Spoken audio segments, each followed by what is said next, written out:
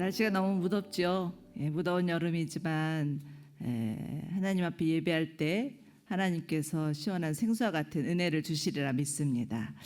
아울리치와 여름 캠프가 한창인 계절입니다. 이미 국내로 해외로 아울리치 다녀오신 분들도 계시고 아이들 여름 캠프로 섬기시느라고 수고하실 분들도 계시는데 이 자리를 빌어서 감사를 드립니다. 여러분의 사랑과 섬김으로 인해서 참 많은 분들이 행복하셨을 테고 예수님을 만나는 은혜가 있었으리라고 믿습니다. 이 자리에도 여름 캠프 다녀오시고 또 아울리치 다녀오신 분들 계시죠? 우리 옆에 분에게 서로 인사하겠습니다. 정말 수고 많으셨습니다. 좀 안 다녀오신 분은 조금 쑥스러우신가요? 네, 아무튼 너무 감사드립니다. 여러분, 아울리치는 말 그대로 우리의 삶의 자리를 떠나서 더 멀리 복음을 전하는 것이죠. 하나님께서 우리 교회에 주신 엑츠 29의 비전을 이루는 시간이라 생각합니다. 저는 온누리교회 와서 돌아가신 하영조 목사님을 통하여서 사도행전의 역사는 끝나지 않았다. 우리가 사도행전의 역사를 써내려 간다라는 그 비전을 듣고 마음이 정말 설레고 흥분되었었습니다. 없던 꿈을 꾸기 시작을 했었죠. 그래서 정말 하나님의 선교에 동참하고 싶어서 선교사로 헌신하고 싶은 때가 있었는데 하나님께서 방향을 트셔서 선교사로 가는 것은 막으시고 온누리교회 목회자가 되게 하셨습니다. 조금은 좀 섭섭했었어요. 그런데 지금은 또 온누리교회 성도님들과 함께 하나님의 선교를 꿈꿀 수 있어서 너무 행복한 것 같습니다. 가서 복음을 전하라라고 하시는 하나님의 명령 앞에 우리가 할 수 있는 최선을 다하여서 주님의 말씀에 순종하고 주님의 다시 오심을 준비하는 저희들 모두가 되기를 소망합니다. 우리 모두가 선교사로 가야 하는 것은 아니지만 저희 교회 모토가 두 가지 있죠. 배우든지 가르치든지 또 그 다음에는 보내든지 가르치든지 하라라는 그 말씀대로 모토대로 기도로 후원으로 섬김으로 또 하나님의 선교에 동참하는 저희들 되기를 원합니다. 오늘 말씀은 특별히 고난받는 하나님의 사람들에게 주시는 말씀입니다. 지금 이 세상은 전쟁으로 또 기근으로 또는 신앙의 핍박으로 또는 물질적인 어려움으로 고통을 당하고 있는 많은 그리스도인들이 있습니다. 그로 인해서 우울해지고 무기력해지고 또 의기소침하고 소망을 잃어버리기도 합니다. 그러나 하나님은 그러한 자들 가운데 우리들 가운데 그 모습을 그대로 방치하지 않으시고 우리를 주목하시고 또 말씀하시고 은혜를 주십니다.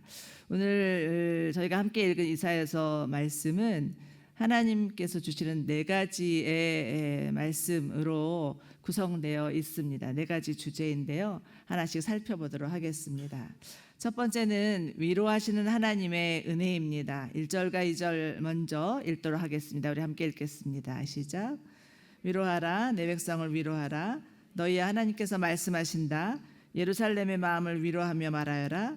예루살렘의 복역의 기간이 완전히 끝났고 형벌도 다 치러졌으며 여호와의 손에서 그 죗값을 2배나 받았다고 선포하라. 네, 이 말씀의 배경은 당시 패권 국가였던 아수르의 침공으로 인하여서 이스라엘이 마치 풍전등화와 같은 상황 가운데 놓여 있었을 때 주셨던 하나님의 예언의 말씀입니다. 당시 남유다의 모든 성읍들은 아수르 왕 산헤립에 의해서 점령을 당한 상태였고요.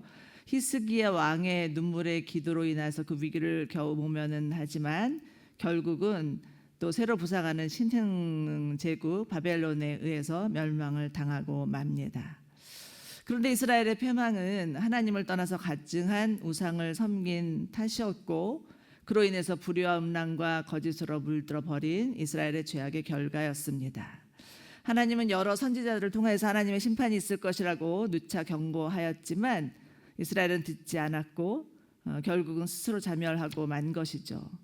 그러나 하나님은 내 백성 이스라엘을 위로하라. 예루살렘의 마음을 위로하라. 이렇게 말씀하시며 이스라엘을 위로하기를 원하십니다. 죄악으로 인해서 나라를 빼앗기는 아픔과 고통을 겪을 수밖에 없었지만 이스라엘은 하나님과 언약을 맺은 언약 백성이었고 하나님의 사랑하는 자녀였기 때문이죠. 아무리 큰 잘못을 했어도 부모가 자신이 낳은 아이를 버릴 수 없듯이 하나님은 이스라엘을 버리지 않으십니다. 여기서 위로하다라는 동사는 생기를 되찾다, 새 생명을 불어넣어 주다라는 뜻으로 고난당하는 이스라엘의 마음 가운데 하나님께서 생기를 불어넣어 주시고 새 생명을 넣어 주시기를 원하시는 하나님의 마음이 담겨 있습니다. 저는 이 말씀을 묵상할 때마다 생각나는 분이 계시는데 2018년 여성사역에서 하는 큰 마리아 행전 더 크라이라는 제목을 가졌던 그 마리아 행전에서 오셨던 탈북자 목사님이십니다. 그 목사님은 북한에서 일어나고 있는 고난의 행군에 대해서 얘기하면서 그 고난의 행군으로 인해서 정말 많은 사람들이 굶어 죽어갔던 이유는 북한의 악한 치정 때문이기도 하지만 그 배후에는 하나님의 또 계획과 하나님의 섭리가 있었기에 일어난 일이라고 말씀하셨습니다. 김일성 우상 숭배로 세뇌당한 북한 주민들의 생각을 바꿀 수 있는 길은 오로지 그 극심한 고난밖에 없었다라고 말을 하였습니다.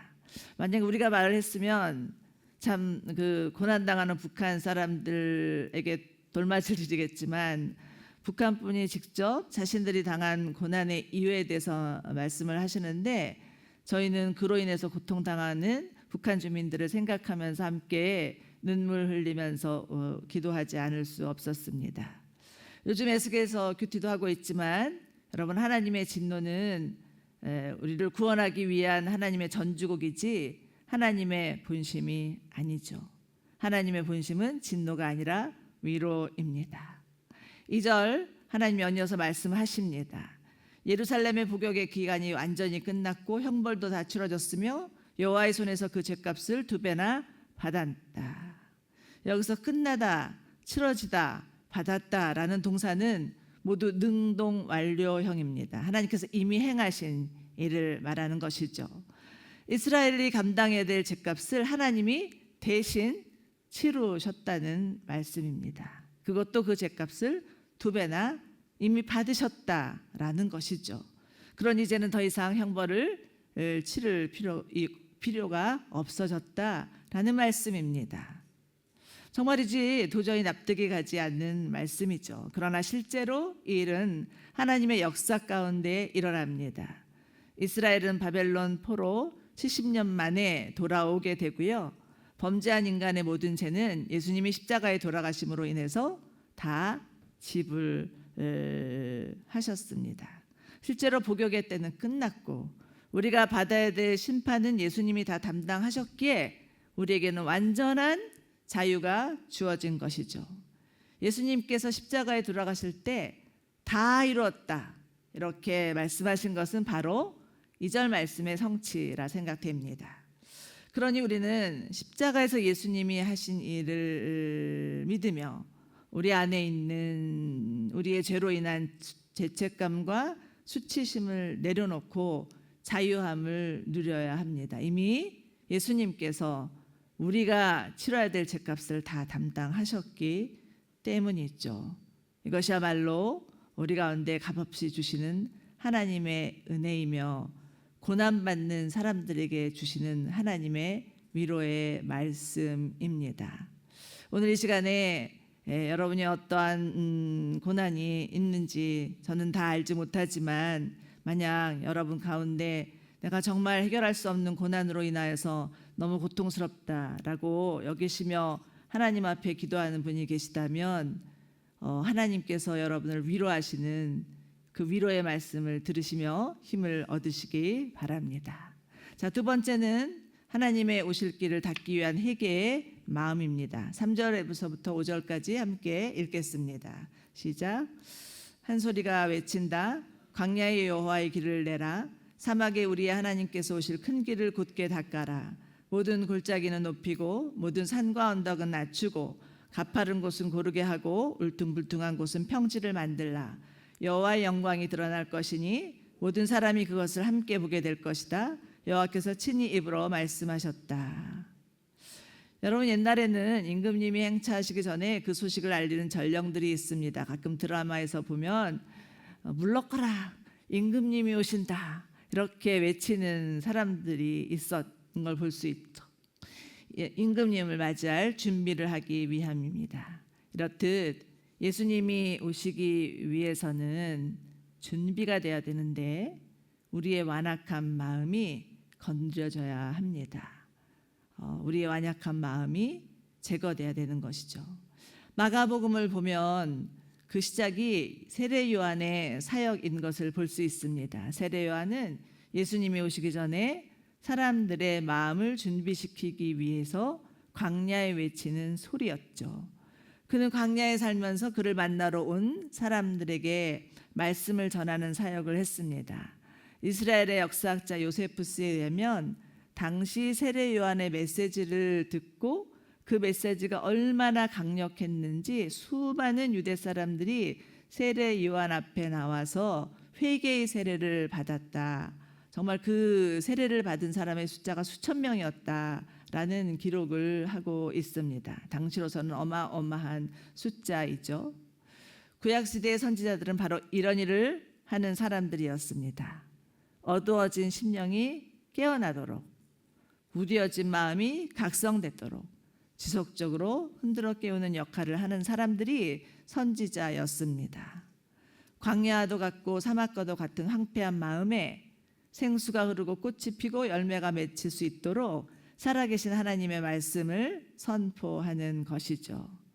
여러분, 성경은 때로 인간의 마음을 자연에 비유하기도 하는데 인간의 마음이 여기서는 마치 골짜기처럼 패여 있고 산과 언덕과 같이 높아져 있고 가파른 곳과 같이 뾰족하기도 하고 울퉁불퉁한 것 같이 거칠기도 하다고 표현합니다. 때로 우리의 마음을 들여다보면 때로는 우월감으로, 때로는 열등감으로, 때로는 상처와 욕심으로 똘똘 뭉쳐 있어서 어디서부터 어떻게 손을 대야 될지 도저히 대략 난감인 것이 우리의 마음이 아닌가 싶습니다. 그러므로 우리의 마음은 기경되어져야 합니다. 골짜기는 높여져야 되고요. 산과 언덕은 낮춰지고 가파른 곳은 고르게 하고 울퉁불퉁한 곳은 평지로 만들어서 주님을 맞아야 합니다. 세례 요한이 와서 주를 위해 길을 예비하라, 그분을 위해 길을 곧게 하라, 이렇게 말씀하신 것은 바로 우리의 마음이 기경되어져야 함을 말하는 것입니다. 그러므로 하나님은 우리들을 때로 인생의 광야로 내모실 때가 있습니다. 아무것도 할 수 없노라고 손을 놓아버린 광야의 한복판에서 하나님 우리를 만나 주시죠. 그러므로 여러분, 광야는 메마르고 험난한 곳이지만 하나님을 만날 수 있는 최적의 장소입니다. 요즘 저희 교회에 새신자들이 많이 오시는데요. 그중에는 나이가 50이 넘고 60이 넘으셨는데 생전 처음으로 교회에 오시는 분들이 간혹 있으십니다. 참 그런 분들을 보면 너무 신기하기도 하고 감사하기도 해서 어떻게 오시게 됐냐고 제가 가서 이렇게 구체적으로 물어보면 대부분 몸이 너무 아파서 왔습니다. 하던 일이 너무 안 돼서 왔어요. 이렇게 말하시는 분들이 있습니다. 예전에 건강할 때는 하나님에 대해서 관심이 없었는데 아프고 나니까 하나님이 알고 싶었고 하나님에 대해서도 궁금해졌습니다 라고 말하는 것입니다. 여러분, 이스라엘에게 있어서 광야 40년은 시내산에서 구름으로 임재하시고 말씀하시는 하나님, 구름기둥 불기둥으로 인도하시면서 만나와 메추라기를 먹이시는 하나님을 경험할 수 있는 복된 장소였습니다. 그러기에 우리의 인생의 광야도 하나님을 만날 수 있는 복된 시간입니다. 5절에서 여호와의 영광이 드러날 것이니 모든 사람이 그것을 함께 보게 될 것이다, 이렇게 말씀하고 있는데 이것은 우리의 마음이 기경되면 하나님의 영광을 볼 수 있다, 하나님의 영광을 보게 될 것이다 라는 예언의 말씀이죠. 자, 그렇다면 여러분, 하나님의 영광은 무엇이겠습니까? 히브리서 1장 3절을 보면 예수님은 하나님의 영광의 광채시요 하나님의 본체의 형상이라 이렇게 말씀하고 있습니다. 예수님이야말로 하나님의 영광이요 하나님을 비추시는 빛이라는 거죠. 우리가 하나님 앞에 나아가 우리의 마음을 낮추고 하나님의 도우심을 구하고 하나님, 저는 죄인입니다. 저를 도와주십시오. 불쌍히 여겨주십시오.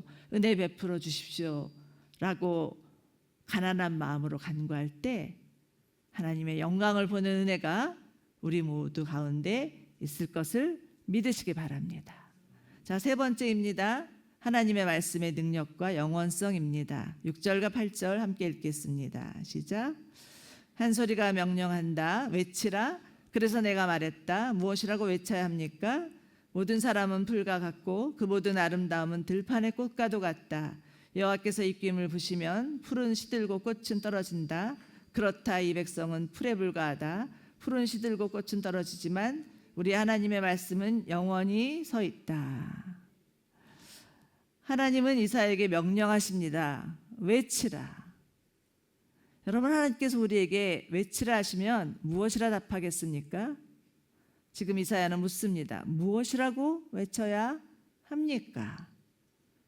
여러분, 우리 그리스도인들은 외치는 자입니다. 그저 나만 예수 믿고 잘 살면 되지라고 생각하면서 사는 자들이 아니죠.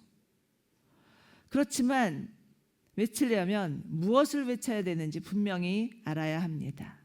이에 하나님은 인간의 유한성과 하나님의 영원성에 대해서 말씀해 주십니다. 우선 인간은 풀과 같아서 금세 시들어버리는 유한한 존재라는 것입니다. 제 아무리 싱싱하고 아름다운 꽃이라 할지라도 시간이 지나면 말라버리듯이 제 아무리 유능하고 멋있는 인간이라 할지라도 세월이 흐르면 나이가 들면 거기서 거기입니다. 여자가 60이 넘어서 화장을 하면 그건 화장이 아니라 변장이라고 하지요. 네, 저도 60이 넘었는데 화장빨 안 먹힙니다. 얼마 전에는 양평에 갔었는데 붉은 칸나가 어찌나 아름답고 화려한지 탄성이 절로 나왔습니다. 그렇지만 그 아름다움이 얼마나 가겠습니까? 기껏해야 2-3달. 여름이 가면 시들 수밖에 없습니다. 그렇게도 커 보이고 강해 보이던 부모님이 이제 늙고 힘이 없어진 모습을 보면 참으로 인생 별거 아니구나라는 생각이 들기도 합니다. 그렇지만 세월이 지나서 변하지 않는 것은 영원하신 하나님입니다. 하나님은 어제도 오늘도 동일하시며 영원부터 영원까지 존재하시는 스스로 계신 분이십니다. 야고보서 1장에서는 이런 말씀을 합니다. 가난한 자는 자신의 높음을 자랑하고 부한 자는 자신의 낮아짐을 자랑할지니 부한 자는 풀의 꽃처럼 사라져 버릴 것이기 때문이라. 해가 돋고 뜨거운 바람이 불어 풀을 말리면 꽃은 떨어져 그 아름다움을 잃나니 부자도 그렇게 소멸될 것이다. 그러므로 우리는 유한한 인생을 의지하지 않고 무한하신 하나님, 영원하신 하나님을 의지하여야 합니다. 인간은 한낱 피고 지는 풀과 같은 존재이지만 하나님은 영원하시고 하나님의 말씀은 살아서 역사하기 때문이죠. 히브리서 4장 12절 우리가 너무나 잘 아는 말씀입니다. 함께 읽겠습니다. 시작. 하나님의 말씀은 살아있고 힘이 있으며 양손날 어떤 칼보다도 더 예리해 혼과 영과 관절과 골수까지 찔러 쪼개기까지 하며 마음의 생각과 의도를 분별해 낸다. 여러분, 그렇습니다. 하나님의 말씀은 살아있고 힘이 있어서 공중권세 잡은 자 사단의 공격을 무너뜨릴 수 있는 병기고 우리 안에 있는 죄와 죄된 습관들을 드러내고 오랜 상처와 아픔마저도 치유할 수 있는 능력입니다. 광야에서 굶주리신 예수님께 다가와서 유혹하는 사단의 공격으로부터 승리할 수 있는 비결도 말씀이었습니다. 사단이 예수님께 나와서 이렇게 유혹하죠. 내가 만일 하나님의 아들이거든 명하여 이 돌들을 떡이 되게 하라. 예수님이 광야에서 금식하신 지 40일째 되는 날이었습니다. 그렇지만 예수님은 단호히 말씀하시죠. 사람이 떡으로만 사는 것이 아니라 하나님의 입에서 나오는 말씀으로 살 것이다. 여러분, 떡은 육의 양식이지만 말씀은 영의 양식입니다. 떡을 먹지 않으면 영양실조에 걸리듯이 말씀을 먹지 않으면 영적인 영양실조에 걸립니다. 그런데 육의 영양실조보다 영적인 영양실조가 더 무섭습니다.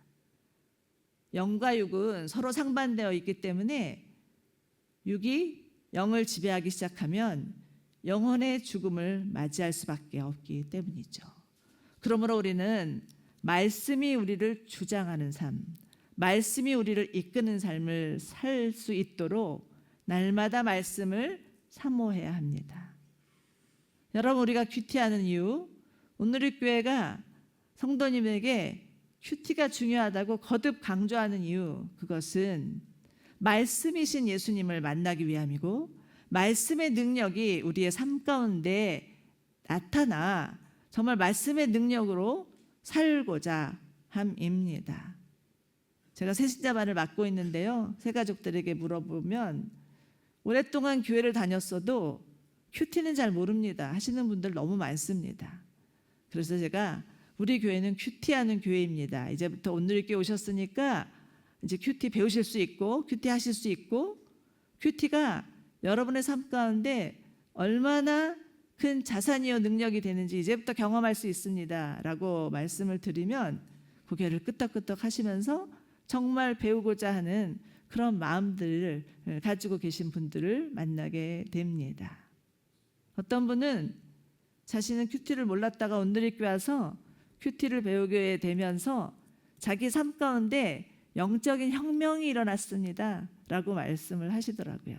늘 교회에서 반주하고 목사님 말씀 듣고 은혜 받았는데 큐티하고 나니까 내가 날마다 나의 삶 가운데서 하나님의 말씀을 묵상하고 하나님을 만난다는 것은 너무나 큰 축복이고 자신에게 주어진 정말 너무 복된 시간이라는 고백을 하시더라고요.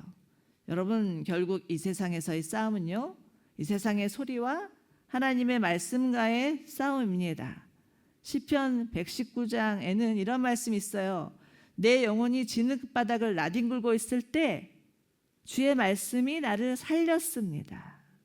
사랑하는 여러분, 말씀은 기록된 글자가 아니라 나를 살릴 수 있는 능력이며 인격입니다. 어떤 상황에서도 하나님의 말씀 붙들고 말씀이신 예수 그리스도를 만난 은혜가 저와 여러분 가운데 있기를 주님의 이름으로 축원합니다. 자, 네 번째입니다. 하나님은 우리를 품으시는 따뜻한 목자이십니다. 9절에서 11절 함께 읽겠습니다. 시온에 좋은 소식을 전하는 사람아, 너는 높은 산으로 올라가거라. 예루살렘에 좋은 소식을 전하는 사람아, 두려워하지 말고 힘껏 외쳐라. 유다의 성읍들에게 말하여라. 보라, 너희 하나님께서 여기 계시다. 보라, 주 여호와께서 능력으로 오신다. 친히 그 팔로 다스릴 것이다. 보라, 그분이 상급을 갖고 오신다. 그분의 보상이 그분의 앞에 있다. 그분은 목자처럼 자신의 양떼를 돌보시고 자신의 어린 양들을 양팔로 끌어안아 가슴에 품으시고 젖먹이 딸린 양들을 고이고이 이끄신다. 자, 지금 읽은 말씀에서 보라라는 단어가 몇 번이나 나오는지 세어보시기 바랍니다. 3번 반복되고 있죠. 성경에서 말씀이 계속 반복된다는 것은 그만큼 중요하고 그만큼 하나님이 강조하신다는 말인데, 지금 하나님은 보라라고 계속 거듭 말씀하십니다. 자, 그렇다면 우리가 보아야 할 것이 무엇일까요? 오늘 말씀에서는 하나님의 임재, 하나님의 능력, 하나님이 주실 상급을 보라 하십니다.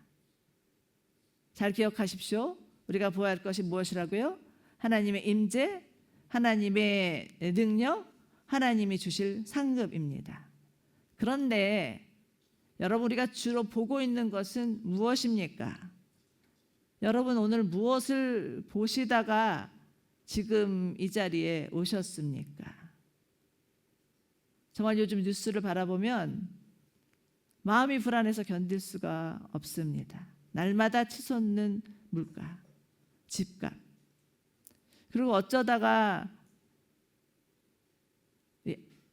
바깥으로 나가 보면 정말 곳곳마다 얼마나 멋지게 인테리어를 해놓은 최고급 카페들이 그렇게도 많은지 우리나라는 카페 천국인 것 같아요. 정말 신천지가 따로 없다라는 생각이 들기도 하는데, 예. 우리가 보는 이런 것들이 우리를 어떻게 만들고 있는 걸까라는 생각을 하게 됩니다. 여러분, 우리가 보아야 될 대상은 하나님이십니다. 믿음이란 무엇입니까? 믿음은 하나님의 관점으로 나와 세상을 보는 것입니다. 세계관이라고도 하죠. 나의 안경을 내려놓고 하나님의 안경을 쓰고 나와 세상을 바라보는 것입니다. 내 안경을 쓰고 내 자신을 바라보면 쓸데없는 교만이 올라오거나 형편없는 절망이 있을 수 있지만, 또 내 안경을 쓰고 세상을 바라보면 두려움 때문에 시들 수밖에 없지만, 하나님의 안경을 쓰고 나 자신을 바라보면 내가 얼마나 하나님 안에서 소중하고 귀한 존재인지를 깨닫게 됩니다. 하나님의 안경을 쓰고 세상을 바라보면 이 세상은 절망만이 아니구나, 살만하구나 하면서 자신과 세상에 대해서 꿈꿀 수 있습니다. 왜요? 우리 주님이 목자이심을 보았기 때문입니다. 여러분, 하나님은 우리의 선한 목자이십니다. 특별히 하나님은 어린 양, 지친 양, 병든 양, 화난 양, 젖먹이 양 모두를 팔로 꼭 끌어안으시며 인도하시고 각자의 형편에 따라 필요를 공급하시는 아주 세심하신 목자이십니다. 예수님의 요한복음에서도 말씀하시죠. 나는 선한 목자라. 나는 내 양들의 이름을 하나하나 부르며 그들을 지키고 그들을 지키기 위해서 내 목숨을 아끼지 않는다 라고까지 말씀을 하십니다. 여러분, 하나님이 여러분의 선한 목자이심을 믿으십니까? 여러분이 지금 어떠한 형편에 있는지, 무엇을 고민하고 있는지, 무엇 때문에 울고 있는지 하나님은 다 알고 계십니다. 그래서 우리를 돌보시는 거예요. 하나하나 일일이 찾아가셔서 세심하게 우리를 돌보시는 하나님이 우리의 하나님이십니다. 또한 하나님은 이 험난한 세상에서 믿음의 선한 싸움을 싸우는 자들에게 상 주시는 하나님이십니다. 성경에 이런 말씀이 있죠. 작은 자에게 냉수 한 그릇이라도 주는 자는 결탄코 상을 잃지 않으리라. 하나님 우리에게 상 주시는 하나님이십니다. 우리가 마지막 날 하나님 앞에 섰을 때 우리에게 하나님이 예비한 상을 주시면 아마 우리는 하나님, 제가 무엇을 하나님을 위해서 한 일이 있다고 이런 상을 주십니까? 라고 물어보지 않을까 싶습니다. 나도 기억하지 못했던 작은 일, 그것조차 하나님 다 기억하시고 네가 나를 위해서 한 일이 나는 기억하고 있다라고 하면서 우리를 칭찬해 주실 것을 기대하시기 바랍니다. 자, 오늘 말씀 다시 한번 기억해 보겠습니다. 하나님은 우리를 고난 가운데라도 위로하시는 하나님이시고, 또 우리에게 정말 영원한 하나님의 말씀으로 우리를 살리시는 하나님이시고, 우리가 어렵고 힘들 때 선한 목자가 되셔서 우리를 돌보시는 하나님이시고, 또 정말 우리가 회개하고 주님 앞에 나오기를 원하시는 하나님이십니다. 오늘 이사야서 말씀은요, 이사야서 4장 말씀은 내 백성을 위로하라 이렇게 시작을 하고 있습니다. 그런데 40장 마지막 절을 보면 여호와를 바라라 이렇게 마치고 있죠. 이사야서 40장 31절에는 이런 말씀이 있는데 우리 같이 읽기를 원합니다. 함께 읽겠습니다. 시작. 여호와를 바라는 사람들은 새로운 힘을 얻을 것이다. 독수리가 날개를 치면서 솟구치듯 올라갈 것이고 아무리 달려도 지치지 않고 아무리 걸어도 피곤하지 않을 것이다.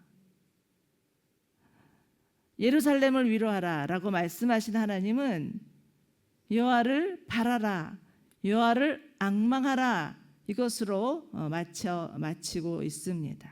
여러분, 여호와를 바란다는 것은 그저 맥없이 손 놓고 하나님을 쳐다보라라는 말이 아니죠. 우리의 마음과 시선을 하나님 앞에 집중하라는 것입니다.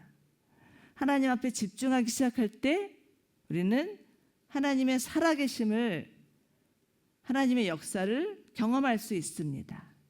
하나님은 저 멀리 계신 하나님이 아니라 우리 가까이 계셔서 우리를 도우시고 힘주시고 일하시는 하나님이신 것을 볼 수 있습니다.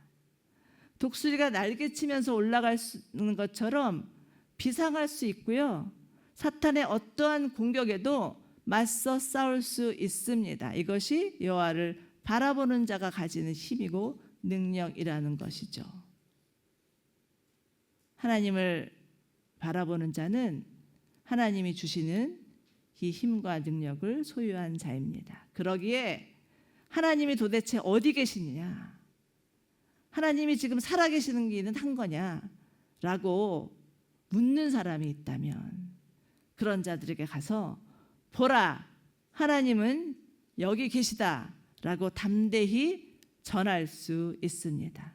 바라기는 우리 모두가 정말 우리를 위로하시는 하나님, 우리 가운데 말씀하시는 영원하신 하나님, 그 하나님을 만나고 주님을, 우리의 눈을 열어서 하나님을 바라봄으로 인하여서 참으로 언제든 누구를 만나든지 간에 보라, 하나님은 여기 계시다라고 선포하고 담대히 전할 수 있는 저와 여러분이 되기를 원합니다.